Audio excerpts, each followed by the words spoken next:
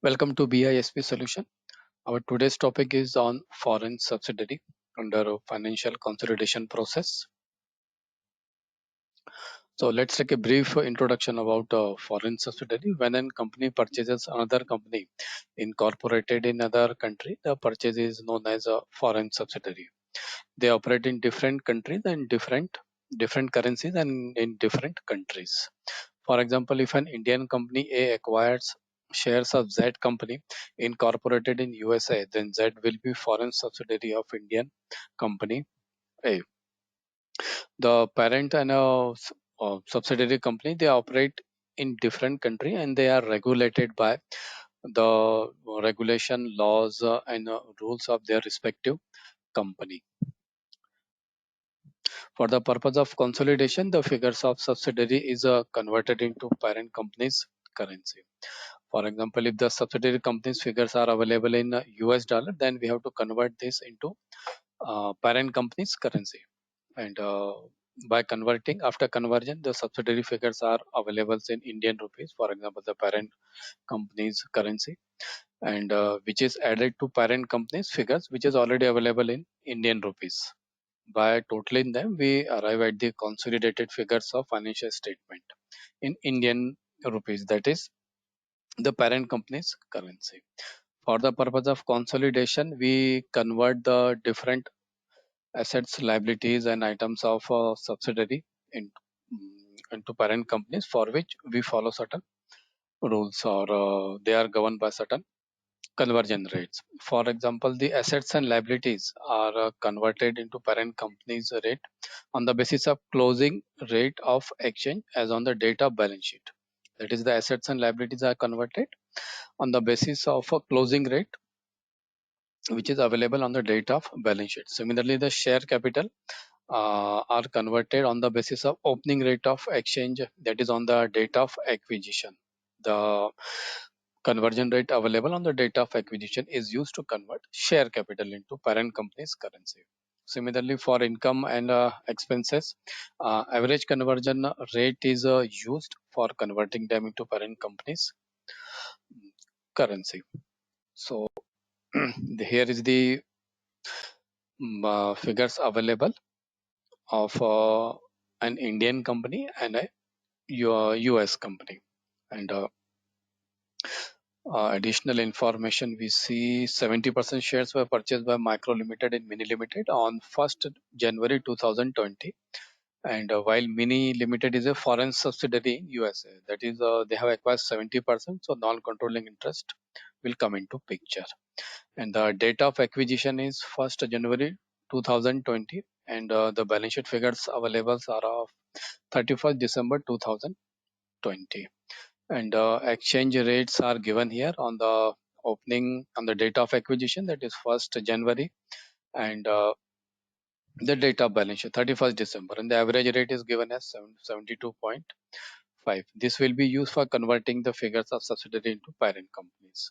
So the process is similar. First we have to take an additional step of converting foreign subsidiaries figure into parent companies.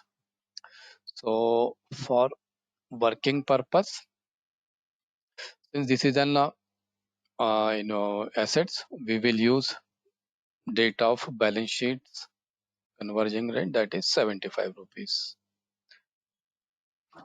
Cash and bank balance 75. Equipment investment is not required. For share capital, we will use 70 rupees.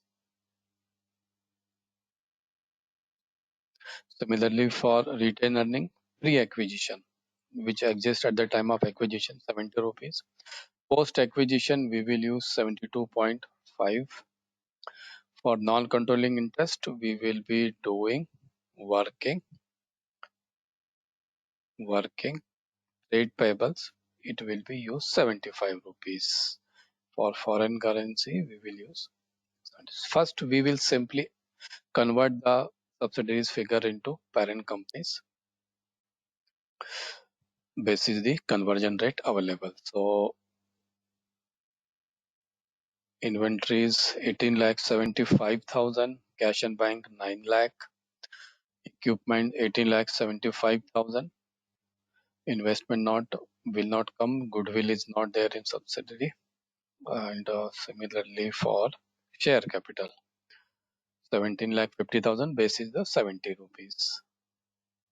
Similarly for pre-acquisition retained earning and post-acquisition and for trade payable 9 lakh. We see here that asset side comes to 46,50,000 while the liability side total comes to 44,25,000. This difference arises due to conversion rate, foreign currency conversion rate, because we have used here 70 rupees and 72 rupees. So the difference of rupees 2,25,000 will be our balancing figure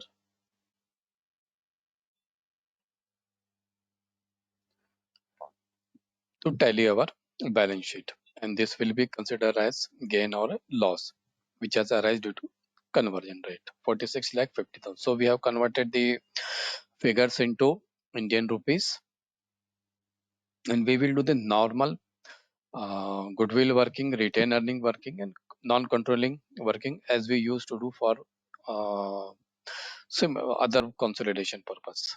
So for payment for shares in investment, that is in subsidiary, that is investment amount is here is a 5 lakh rupees.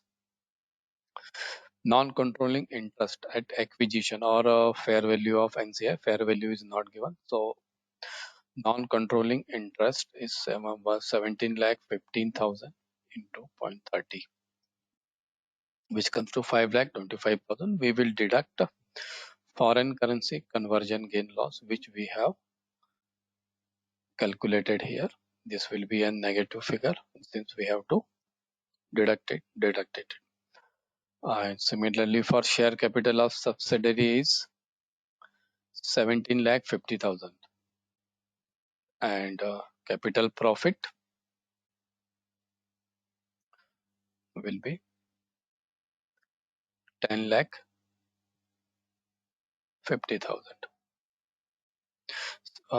We have to see here that we are taking the converted figure for our working purpose.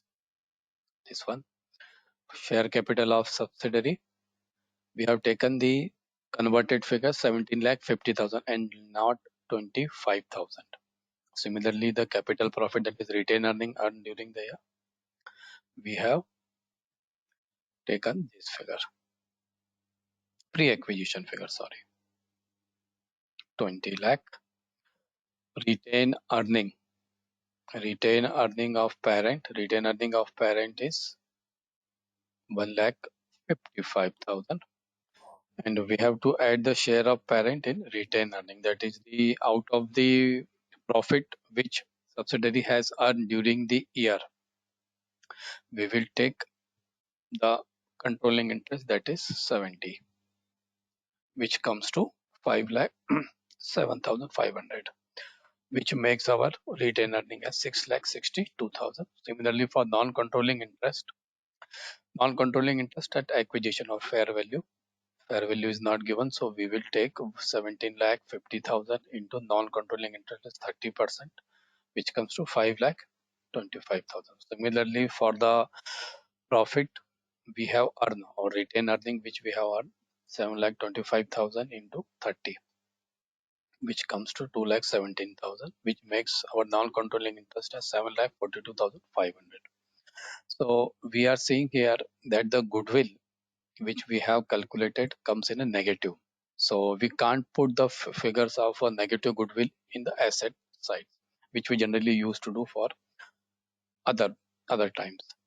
So this goodwill will appear under liability side under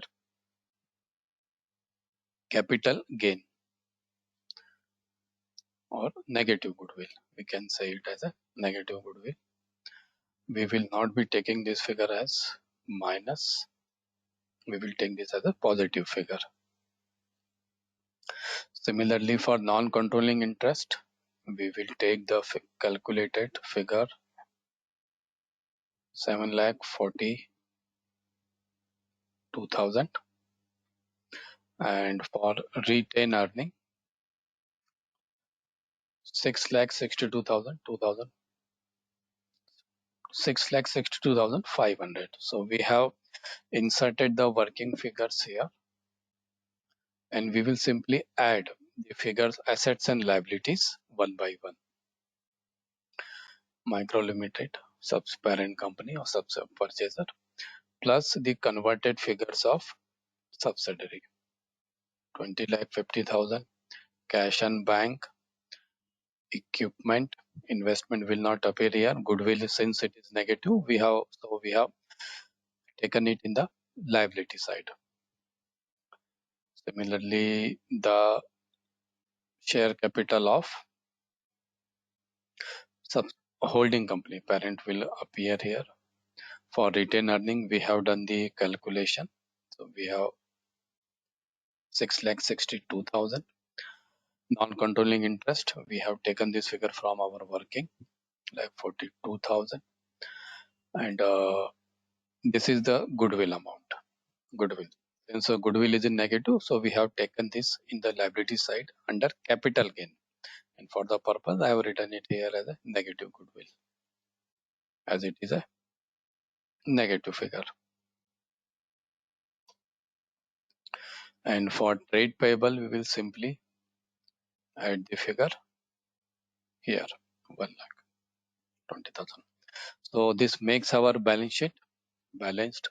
50 lakh 35,000, 50 lakh 35,000. First, we have converted the figures of foreign subsidiary into Indian rupees, and then do the normal process which we do normally do for the subsidiaries of similar country or similar currency. Hope you find this information useful. Thank you.